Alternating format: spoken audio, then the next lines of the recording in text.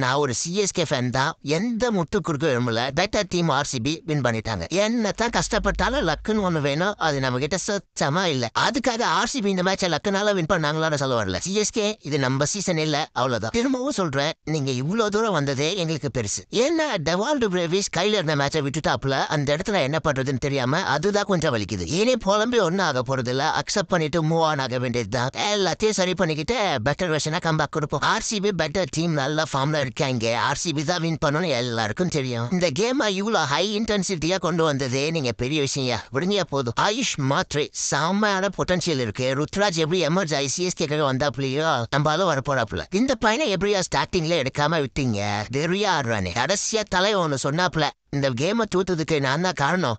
இன்னும் கொஞ்சம் ஷாட்ஸ் ஆடி இருந்தா வர பேட்ஸ்மேன்ஸ்க்கு ஈஸியா இருந்திருக்கும், வின் பண்ணிருக்கலான்னு. தலைவா, நீ பண்ண வரைக்குமே போதியா. இந்த கேம் எல்லாம் எங்களுக்கு ஒரு மேட்டரே இல்ல. நீ என்ன பண்ணாலும் நாங்க உங்களுக்கு கூட இருப்போம்.